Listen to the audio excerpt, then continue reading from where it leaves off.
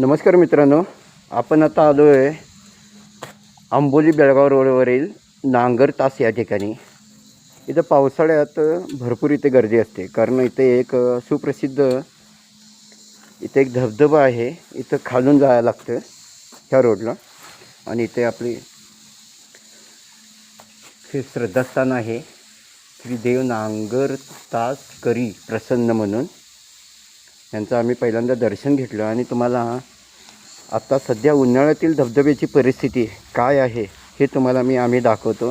हे इथे selfie point असतो एकूण.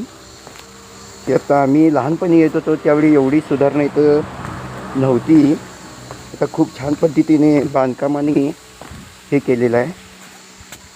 आता तुम्हाला हे तुम्हाला वेगळे वाटेल, परंतु इथं जर पावसाळ्यात तुम्ही जर आला, खूप छान पद्धतीने नजारा इथं आहे.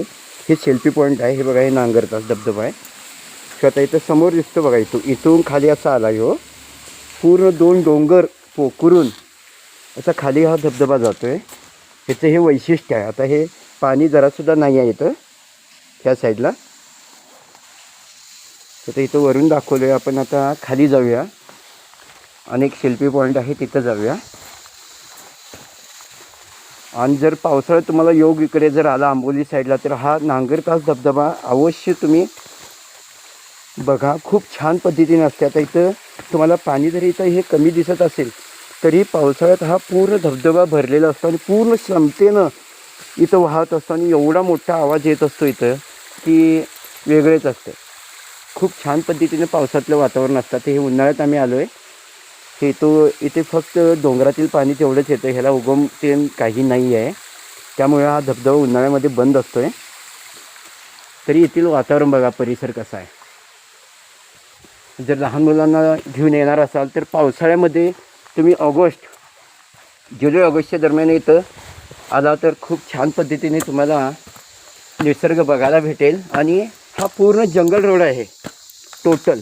तुमचा प्रवाससुद्धा एक नंबर होईल. आता उन्हाळ्यात जरी आला तरी बी ह्या रोडवर जरासुद्धा तुम्हाला कुठे ऊन दिसणार नाही. आणि दुसरी गोष्ट म्हणजे इथं आपल्या बिबट्याचं पण इथं वावर आहे असा बोर्ड इथं सरकारने, वन विभाग सावंतवाडीने इथं लावलेला आहे. तरी ह्याचीसुद्धा आपण सर्वांनी खबरदारी घ्यावी.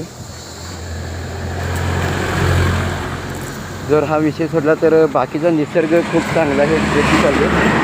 इकडे बॉक्साईटची वाहतूक अगोदर भरपूर व्हायची, आता ट्रक कमी दिसतात. हे एक सेल्फी पॉईंट आहे. इथेसुद्धा आम्ही लहानपणी इथं येऊन